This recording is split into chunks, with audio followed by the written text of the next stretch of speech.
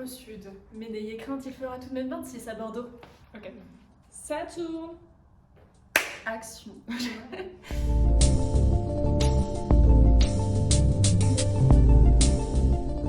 Salut, moi c'est Betsavé, je suis apprentie assistante d'édition chez Histoire et Collection depuis quelques mois maintenant. Moi c'est Lilia, je suis en apprentissage aux éditions Mango. Salut à tous, moi je suis Ali, je suis alternante aux éditions Schlenkis et on va vous présenter nos meilleurs titres d'alternants après maintenant presque 2 ans.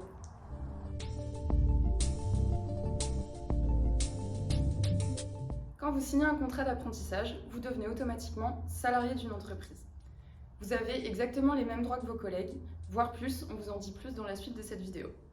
Donc surtout, n'oubliez pas que vous êtes salarié et ne laissez personne vous traiter avec un statut inférieur à ça. Vraiment, positionnez-vous parce que vous êtes, comme tous vos collègues, salariés de l'entreprise. L'alternance, c'est aussi l'occasion de commencer à créer son réseau.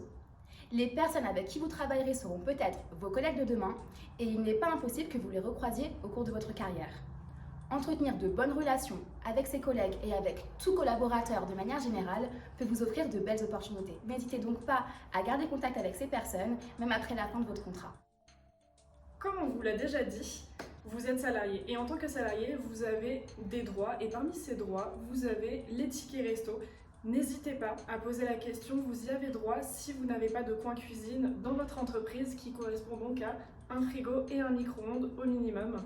N'hésitez pas à les réclamer et sachez également que vous pouvez avoir des régulations de ces tickets resto comme vous n'êtes pas en temps complet avec vos vacances. Donc n'hésitez pas à signifier à votre entreprise les jours que vous avez pris et les jours où vous êtes présent pendant les vacances scolaires.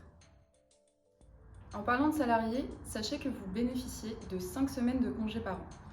On nous dit et on nous le répète, mais je vous assure que c'est réel, le rythme d'alternance, il est dur. Alors vraiment, profitez-en, utilisez ces semaines de congés parce que vous allez en avoir besoin, je vous assure. Durant l'année, vous avez le droit de poser 5 jours de congés supplémentaires réservés à vos révisions.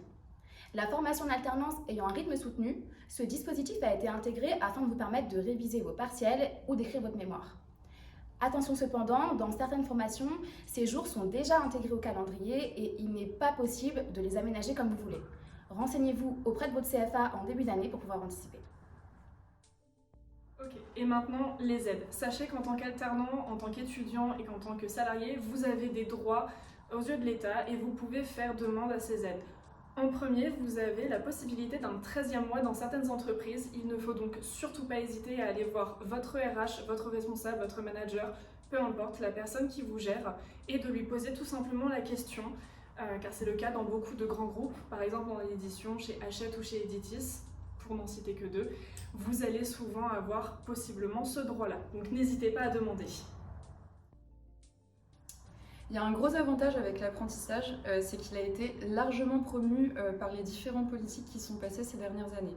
Donc c'est une super bonne nouvelle pour nous parce que les entreprises maintenant, elles bénéficient d'énormément d'aides pour aider à l'embauche des apprentis. C'est une super nouvelle pour nous, mais c'est aussi à double tranchant. Parce qu'il y a des entreprises qui profitent de ces aides-là pour en gros déguiser des postes, des CDI ou des CDD en tant que poste d'apprenti.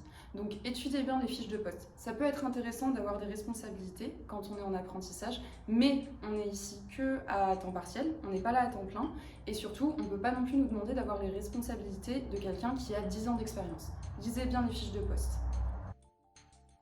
Forcément, vous êtes alternant, mais vous êtes aussi étudiant. Vous avez droit à des aides pour vous aider à déménager, comme c'est souvent le cas quand vous prenez un nouveau poste dans une nouvelle ville et que vous vous envolez enfin de chez vos parents pour vos études et votre nouveau travail. Donc n'hésitez pas à faire appel également à Mobiligène qui va vous décerner un chèque tous les mois pour vous aider à meubler votre chez vous, à vous sentir bien, à avoir un lieu de domicile qui soit réconfortant et dans lequel vous aurez plaisir à rentrer et également à travailler car vous avez des devoirs à faire avec votre formation.